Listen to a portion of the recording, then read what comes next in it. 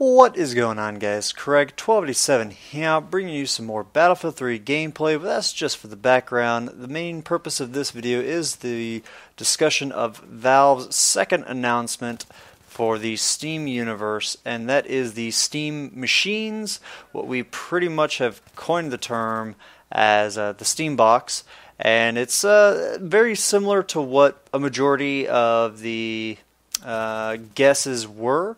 And of course there will be a link down below in the video description to their announcement, and definitely go check that out if you got the time and read through it. But basically Valve is going to be releasing their own, we'll just call it the Steam box. They're going to be releasing their own Steam box that is going to be running off the Steam OS, what they announced on Monday, and there's going to be a variety of different Steam boxes from Valve.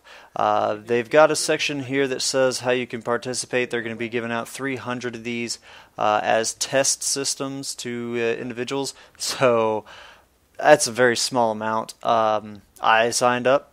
I doubt I'll get in, but hey, if I do, that would be the coolest thing for that day. But after that, there's just pretty much a Q&A section, some questions that they've pretty much asked themselves and given the answer to. And on some of these, there's some very interesting points. And on the third question, which is if you guys are delivering an OS to hardware manufacturers, why is Valve also making its own box? So that's a very interesting thing because they are, like I said, releasing their own Steam boxes, and they're also they've said at the very top that they are working with some hardware manufacturers, multiple partners is what they said at the top, to bring a variety of different game machines in 2014. And so the one that's going to be going out, those 300, are exclusively from Valve. And it says in that third question, the very last sentence is, other boxes will optimize for size, price, quietness, or other factors. So this is very interesting to see. I wonder how they'll do this. If it'll be like somewhat like car websites where you've got your typical cars, but you can get that the default one is an i4 engine, but you can also upgrade to an i6 or a V6, and then maybe there's also the V8 version and things like that where you can change the engine itself. But the frame of the car is still the same. But then you can go and customize the paint of the car. You can add, you can get the performance package where it comes lowered with, different sized rims, better tires, racing tires. You can get like a spoiler on there. You can get, all these different things. You can get like the heated seats with this package, and the cooled seats, and the heated and cooled cup holders, and power seat adjustments versus the manual, and you've got all these different things, but it's still a whatever vehicle that is, but there's just all these different variations. I wonder if that's how they'll actually sell these, is when you go onto steampower.com, you can go to the Steam machines section, and it just kind of has the different guides, and you can customize it, and it'll give you a good price range. You can choose. I'm very just interested that they added this category there, quietness. That's really, really cool. I just got my new computer.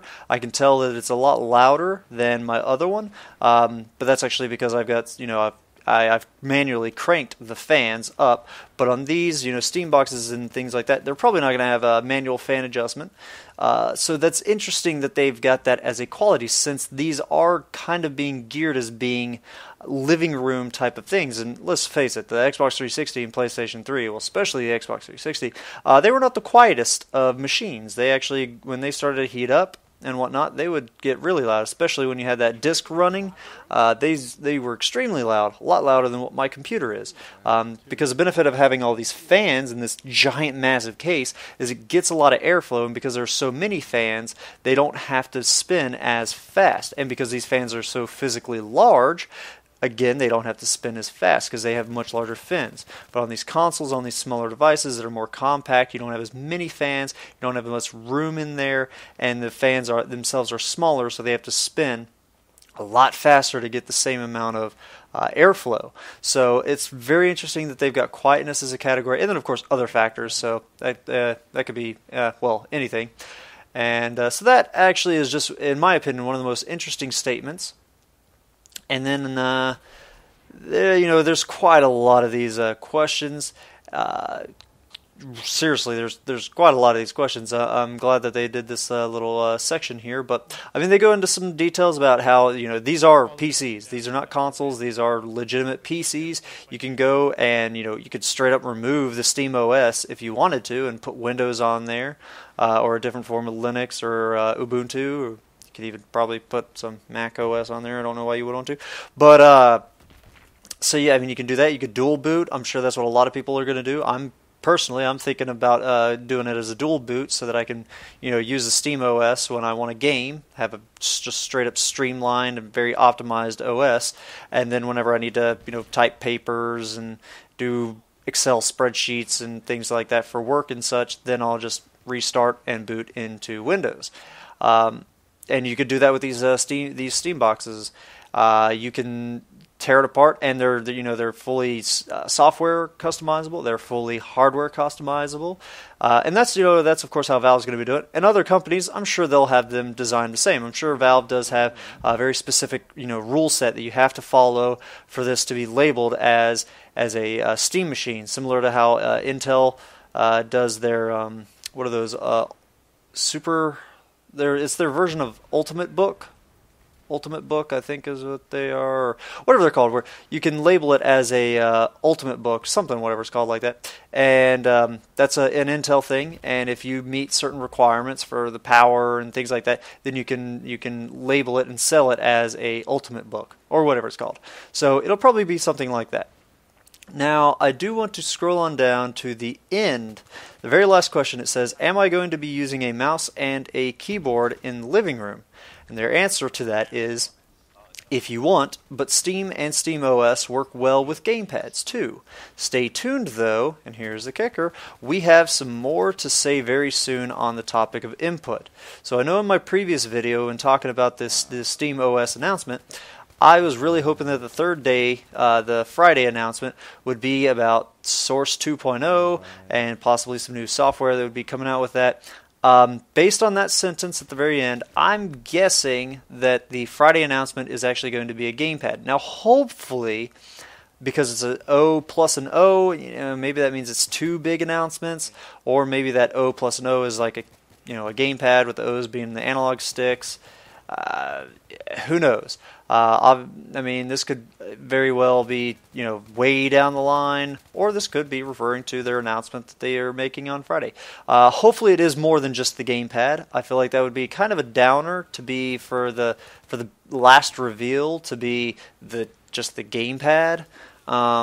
Since you've got the whole OS and an entire network of Steam machines being announced beforehand, hopefully it'll be the gamepad and more, specifically the software, the games to go with this. And just another random thought. This is something that kind of popped in my mind. Now, if they were to announce things like Half-Life 3, Left 4 Dead 3, Team Fortress 3, Portal 3, all these threes, all these Valve kind of games.